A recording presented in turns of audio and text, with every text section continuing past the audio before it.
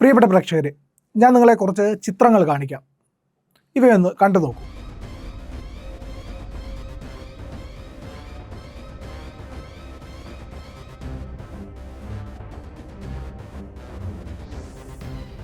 ഇനി ഈ ചിത്രങ്ങളെക്കുറിച്ച് ചില കാര്യങ്ങൾ പറയാം. ഈ ചിത്രങ്ങളിൽ നിങ്ങൾ കണ്ടല്ലോ ആരൊക്കെയാണുള്ളതെന്ന്.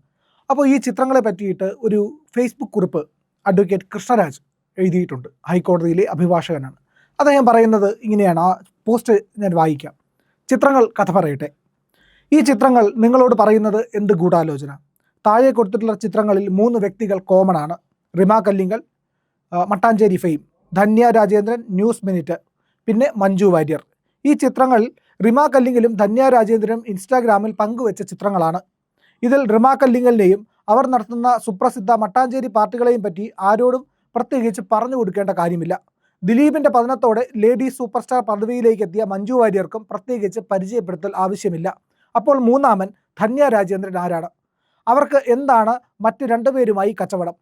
ഇന്ത്യ വിഷൻ ചാനലിൽ റിപ്പോർട്ടറായി ആദ്യം ദില്ലിയിൽ, അവിടെ കേരളത്തിൽ നിന്നുള്ള ഒരു MP യുടെ ഫ്ലാറ്റിൽ സ്ഥിരതാമസമാക്കിയ അവരെ MP യും ഭാര്യയും വന്ന് അടിച്ചിറക്കിയെന്നാണ് പൊതുജന സംസാരം. അതിനുശേഷം ഒരു രാജസ്ഥാൻ ട്രിപ്പിന് ഒരു മുതിർന്ന മാധ്യമപ്രവർത്തകനെതിരെ KWJ-യിൽ പീഡന പരാതി നൽകി. കൂട്ടക്കള്ളുകൂടി പത്രസ്ഥാപനം അറിഞ്ഞപ്പോൾ മുഖം രക്ഷിക്കാൻ കൊടുത്ത പരാതിയാണെന്നാണ് ദില്ലിയിൽ പരക്കെയുള്ള സംസാരം. ഇന്ത്യ വിഷൻ ചാനലിൻ്റെ അന്നത്തെ സാരഥി ആരാണെന്ന് പ്രത്യേകിച്ച് പറയണ്ടല്ലോ, നികേഷ് കുമാർ, അല്ലാതെ ആര്? പിന്നെ ധന്യ രാജേന്ദ്രൻ. ഇന്ത്യ വിഷനിൽ നിന്ന് ടൈംസ് നൗവിൽ, അവിടെ നിന്ന് ഫോബ്സ് ഫൗണ്ടേഷൻ തുടങ്ങിയ സോറോ സ്ഥാപനങ്ങളുടെ ഫണ്ട് ഉപയോഗിച്ച് ചിത്ര സുബ്രഹ്മണ്യം തുടങ്ങിയ ന്യൂസ് മിനിറ്റ് ചാനൽ, ഇപ്പോൾ ഇന്ത്യ വിരുദ്ധ ന്യൂസ് വിറ്റ് നടക്കുന്ന news laundry, news minute, the wire തുടങ്ങിയ ചാനലുകളുടെ കൂട്ടായ്മയായ ഡിജി പമ്പ് ഇന്ത്യ എന്ന സ്ഥാപനത്തിൻ്റെ chairperson. News minute, news laundry തുടങ്ങിയ രാജ്യവിരുദ്ധ ഓൺലൈൻ ചാനലുകളുടെ പ്രധാന ഫണ്ടിങ് സബ്സ്ക്രിപ്ഷൻ വഴിയാണ്. വളരെ രസകരമായ കാര്യം എന്താണെന്ന് വെച്ചാൽ ഇതിലെ വരിക്കാർ കൂടുതലും സായിപ്പന്മാർ ആയിരിക്കും എന്നതാണ്. കട്ടിംഗ് സൗത്ത് പരിപാടി സംഘടിപ്പിച്ച ഈ ന്യൂസ് മിനിറ്റും ന്യൂസ് ലോണ്ടറിക്കും കോമൺ സബ്സ്ക്രിപ്ഷനാണ്. ഇപ്പോൾ ഏതാണ്ട് കാര്യങ്ങളുടെ കിടപ്പ് പിടികിട്ടി കാണുമല്ലോ.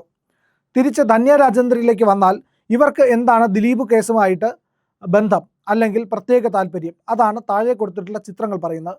2017 ഫെബ്രുവരി മാസത്തിൽ സംഭവം നടക്കുന്നതിന് മുൻപ് ജനുവരി 9-ാം തീയതി ധന്യ രാജേന്ദ്രൻ ബാംഗ്ലൂരിൽ നിന്ന് കേരളത്തിൽ വന്ന് മഞ്ജു വാര്യരെ കാണുന്നു.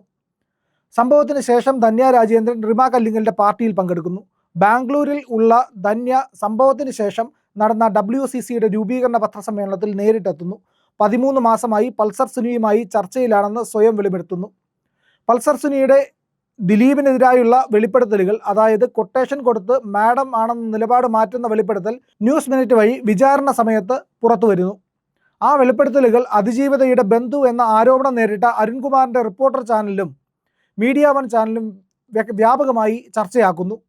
അപ്പോൾ ന്യായമായും ഉയരുന്ന ചോദ്യം, പൾസർ സുനിയും ന്യൂസ് മിനിറ്റുമായുള്ള ബന്ധം എന്ത്?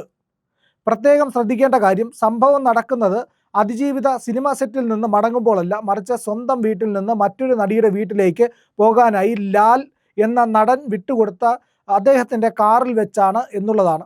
അതായത് ആ യാത്ര ചെയ്യാനുള്ള തീരുമാനം എടുത്തതും എപ്പോൾ വേണമെന്ന് തീരുമാനിച്ചതും അതിജീവിതയാണ്. യാത്ര ചെയ്യാൻ വാഹനം ചോദിച്ചത് ലാലിനോട്. അതായത് യാത്രയുടെ വിവരവും സമയവും അറിയാവുന്ന 3 പേർ. 1 അതിജീവിത, 2 നടി, 3 നടൻ ലാൽ. ഇനി നിങ്ങൾ ആലോചിക്കൂ, മൊത്തമായി എന്തോ ഒരു പൊരുത്തക്കേടില്ലേ? തനിക്കെതിരെ ഗൂഢാലോചന നടന്നുവെന്ന് വിശ്വസിക്കുന്ന ദിലീപ് ഈ വഴിയെ ഒന്ന് സഞ്ചരിച്ചാൽ കാര്യങ്ങൾ വ്യക്തമാകും. ഇത് വളരെ ഗുരുതരമായിട്ടുള്ള, വളരെ ഗൗരവമുള്ള ഒരു ആരോപണമാണ് അഡ്വക്കേറ്റ് കൃഷ്ണരാജ് പറഞ്ഞിരിക്കുന്നത് എന്നുള്ളതാണ്. ഇതിനകത്ത് ഒരുപാട് കാര്യങ്ങളുണ്ട്. വളരെയധികം ഇത് സൂക്ഷിച്ച് വായിക്കുമ്പോൾ, വീണ്ടും വായിക്കുമ്പോൾ, അല്ലെങ്കിൽ കേൾക്കുമ്പോൾ നിങ്ങൾക്ക് ഇതിനകത്ത് പല കാര്യങ്ങളും ഒളിഞ്ഞിരിക്കുന്നതായി തോന്നും. അവസാനം പറഞ്ഞ വളരെ സുവ്യക്തമായിട്ടുള്ള ആരോപണങ്ങൾ അത് ചർച്ച ചെയ്യപ്പെടേണ്ടതാണ്. ഇത്തരത്തിൽ ഈ ദിലീപ് കേസുമായിട്ട്, ദിലീപിൻ്റെ നേരെ ഉയർന്ന ആരോപണങ്ങൾ, വളരെയധികം ഒരുപാട് ഗൂഢാലോചനകൾ, നമുക്ക് സംശയിക്കേണ്ടിയിരിക്കുന്ന ഒരുപാട് കാര്യങ്ങൾ അതുമായിട്ട് ബന്ധപ്പെട്ടുകൊണ്ട് എന്നുള്ളതാണ്. അപ്പോൾ ഒരു അഡ്വക്കേറ്റാണ് അഡ്വക്കേറ്റ് കൃഷ്ണരാജ്. അദ്ദേഹം വ്യക്തമായ ധാരണയോടുകൂടിയായിരിക്കണം, കൃത്യമായ അറിവ് അദ്ദേഹത്തിന് കിട്ടിയിരിക്കണം, ഇല്ലാതെ ഇത്തരത്തിലൊരു പോസ്റ്റ് ചെയ്യില്ല. അപ്പോൾ വ്യക്തമായിട്ട് നമുക്ക് ദിലീപ് പറഞ്ഞിരിക്കുന്നു തനിക്കെതിരെ ഗൂഢാലോചന നടന്നു എന്നുള്ളതൊക്കെ.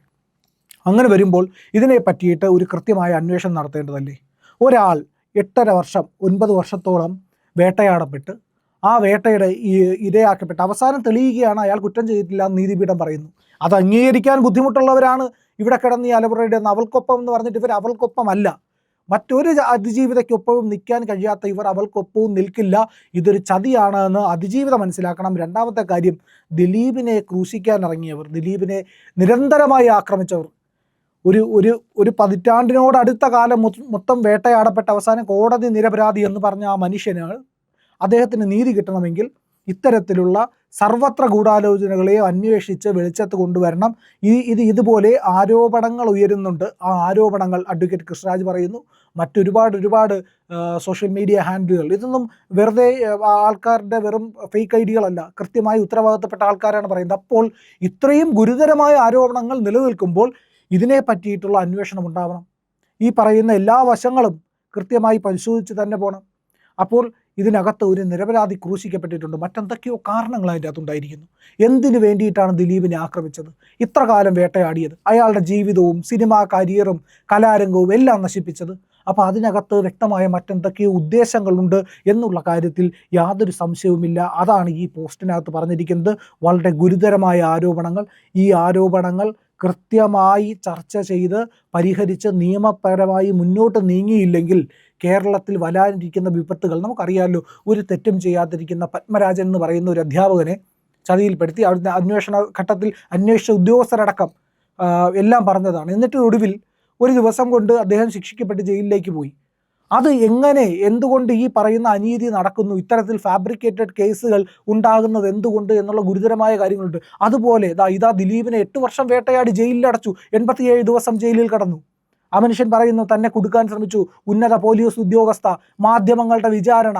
എത്ര കാലം ഈ മാധ്യമങ്ങൾ വേട്ടയാടി? ഇവർ പറയുന്നല്ലോ ഭരണഘടന എന്ന് പൊക്കി പിടിച്ചുകൊണ്ട് നടക്കുമല്ലോ. എന്നിട്ട് ഇവരെന്തുകൊണ്ട് ആ ഭരണഘടന അംഗീകരിക്കുന്നവർ ഭരണഘടനാ സ്ഥാപനമായ കോടതിയുടെ വിധി അംഗീകരിക്കാൻ കഴിയുന്നില്ല? അവിടെയും ദിലീപിനെ അപ്പോഴും കുറ്റക്കാരനാക്കി നിർത്താൻ ഇവർ ശ്രമിക്കുന്നത് എന്തിനാണ്? അപ്പോൾ ഇതിനകത്ത് അഡ്വക്കേറ്റ് കൃഷ്ണരാജ് പറഞ്ഞതുപോലെ വ്യക്തമായ ഗൂഢാലോചനകൾ ഉണ്ട് എന്ന് സംശയിക്കേണ്ടിയിരിക്കുന്നു. അതിലെന്താണ് തെറ്റ്? ആ ഗൂഢാലോചനകൾ പുറത്തു കൊണ്ടുവരണം കേരള സമൂഹം. അതിനെയാണ് വിചാരണ ചെയ്യേണ്ടത്, ദിലീപിനെ അല്ല. ആ തെറ്റുകൾ, ആ ഗൂഢാലോചനയാണ് വിചാരണ ചെയ്യേണ്ടത്, ആ അനീതി വെച്ചു പൊറുപ്പിക്കേണ്ടതല്ല എന്നുള്ള വലിയ സന്ദേശം ഈ പോസ്റ്റിൽ നമുക്ക് ഒരുപാട് കാര്യങ്ങൾ വായിച്ചെടുക്കാൻ പറ്റുന്നുണ്ട്. അതുകൊണ്ട് തന്നെ ഇനിയും ഇത്തരത്തിലുള്ള അനീതികൾ അനുവദിച്ചുകൂടാ. ദിലീപിനെ വേട്ടയാടിയവർ സമാധാനം പറഞ്ഞേ പറ്റുള്ളൂ. ഈ പറയുന്ന ഇന്ത്യ വിരുദ്ധ സിനിമകളുടെ മൊത്തം ഉറവിടം എന്ന് പറയുന്നത് ഇത്തരത്തിലുള്ള മാഫിയകളുടെ കയ്യിലല്ലേ ഇപ്പോൾ? അവരല്ലേ ഇതെല്ലാം പടച്ചു വിടുന്നത്? ഇവിടെ മറ്റൊരു നരേറ്റീവ്, ഒരു സങ്കുചിത മതത്തിൻ്റെ നരേറ്റീവ്, ഇവിടെ ഒരു ഇസ്ലാമിക് അജണ്ട, ഇതൊക്കെ കൊടുക്കാനായിട്ട് കൊണ്ടുവന്ന് സിനിമയിൽ കൂടെ കെട്ടിയിറക്കുകയല്ലേ നിരന്തരമായി ചെയ്തുകൊണ്ടിരിക്കുന്നത്.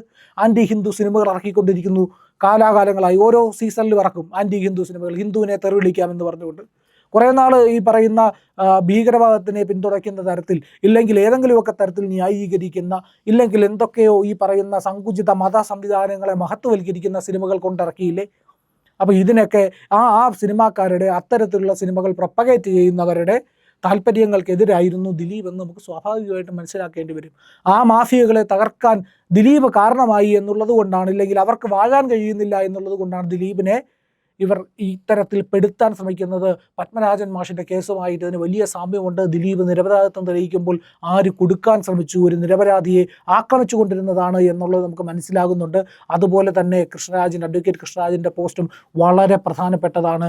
ഇതിൽ കൃത്യമായിട്ടുള്ള അന്വേഷണം ഉണ്ടാകണം. നിയമപരമായി സകല പഴുതുകളും അടച്ചുകൊണ്ടുള്ള ഒരു അന്വേഷണം വേണമെന്നുള്ളതാണ്. ദിലീപിനെ ഇത്തരത്തിൽ വേട്ടയാടിയത് ഇത് കേരള പോലീസ് ഇനിയും അന്വേഷിച്ചാൽ ഇതിൻ്റെ കള്ളി വെളിച്ചത്ത് വരുമെന്ന് ഒരിക്കലും നമുക്ക് പ്രതീക്ഷിക്കാൻ കഴിയില്ല. അതുകൊണ്ട് തന്നെ ദിലീപ് കോടതിയിൽ ആവശ്യപ്പെടേണ്ടത് ഇത് ഏതെങ്കിലും ഒരു സെൻട്രൽ ഏജൻസി തന്നെ അന്വേഷിക്കണം എന്നുള്ളതാണ്. അത്തരത്തിലൊരു അന്വേഷണ ഏജൻസി വന്നാലല്ലാതെ ഈ പറഞ്ഞ ഗൂഢാലോചനക്കാരെ ആരെയും കൊടുക്കാൻ കഴിയില്ല. കാരണം കേരളത്തിലെ പോലീസിന് മറ്റു പല താല്പര്യങ്ങളും ഉണ്ടെന്ന് നമുക്ക് സംശയിക്കേണ്ടി വരും. കാരണം ദിലീപിനെതിരെ അത്ര വലിയ ഗൂഢാലോചന നടത്തിയിരിക്കുന്ന ഒരു ഉയർന്ന പോലീസ് ഉദ്യോഗസ്ഥയെ പറ്റി ദിലീപ് പറഞ്ഞിട്ടുണ്ട്. അപ്പോൾ ഇവിടുത്തെ കേരള പോലീസ്, അവരുടെ കീഴിൽ ജോലിയെടുത്തിട്ടുള്ളവർ പ്രവർത്തിച്ചാൽ എങ്ങനെയിരിക്കും? അതുകൊണ്ട് സെൻട്രൽ ഏജൻസി, CBI പോലുള്ള അന്വേഷണ ഏജൻസികൾ തന്നെ ഇത്തരം കാര്യങ്ങൾ അന്വേഷിക്കാൻ വരേണ്ടതുണ്ട്. അത് ദിലീപ് ആവശ്യപ്പെടേണ്ടതാണ്. പ്രിയപ്പെട്ട പ്രേക്ഷകരെ, ശരിയായ വാർത്തകൾ, മറ്റു മാധ്യമങ്ങൾ പറയാത്ത വാർത്തകൾ, നമ്മുടെ സമാജത്തിന് വേണ്ടിയുള്ള വാർത്തകൾ, ഇവയെല്ലാം നിങ്ങളിലേക്ക് എത്തിക്കുന്ന ഇന്ത്യ ലൈവിന് നിങ്ങൾ നൽകുന്ന പിന്തുണയ്ക്ക് വളരെയധികം നന്ദിയുണ്ട്. അതോടൊപ്പം തന്നെ നിങ്ങളുടെ തുടർന്നുള്ള പിന്തുണയും നമുക്ക് ആവശ്യമാണ്. അതുകൊണ്ട് നിങ്ങൾ ഈ ചാനൽ സബ്സ്ക്രൈബ് ചെയ്യുക, ബെൽ ഐക്കൺ അത് പ്രസ് ചെയ്യുക, പരമാവധി കഴിയുന്നവർ ജോയിൻ ചെയ്യാൻ കഴിയുമെങ്കിൽ ഇന്ത്യ ലൈവ് കമ്മ്യൂണിറ്റിയുടെ ഭാഗമായിട്ട് ജോയിൻ ചെയ്യുക. അതിൽ ജോയിൻ എന്നൊരു ഓപ്ഷനുണ്ട്. ആ ഓപ്ഷനിലൂടെ നിങ്ങൾക്ക് ഇന്ത്യ ലൈവിനെ പിന്തുണയ്ക്കാനും സഹായിക്കാനും അതിനോടൊപ്പം ചേർന്ന് സഞ്ചരിക്കാനും കഴിയും. അതുകൊണ്ട് തന്നെ നിങ്ങൾക്ക് അതിൽ ജോയിൻ ചെയ്യാവുന്നതാണ്. ഉറപ്പായും സബ്സ്ക്രൈബ് ചെയ്യുക. മറ്റുള്ളവരോടും സബ്സ്ക്രൈബ് ചെയ്യാൻ ആവശ്യപ്പെടുക. കാരണം നിങ്ങൾ നൽകുന്ന ആ പിന്തുണയാണ് ഞങ്ങളുടെ മുന്നോട്ട് പോക്കിന് ഊർജ്ജമാകുന്നത്. അത് തിരിച്ചറിയുക. നിങ്ങൾക്ക് വേണ്ടിയാണ് ഞങ്ങൾ സംസാരിക്കുന്നത്. നമ്മുടെ സമാജത്തിന് വേണ്ടിയും ഭാരതത്തിന് വേണ്ടിയുമാണ് ഇന്ത്യ ലൈവ് നിലകൊള്ളുന്നത്. അതുകൊണ്ട് സബ്സ്ക്രൈബ് ചെയ്യുക, ബെൽ ഐക്കൺ അമർത്തുക, പരമാവധി പേർ ജോയിൻ ചെയ്യുക.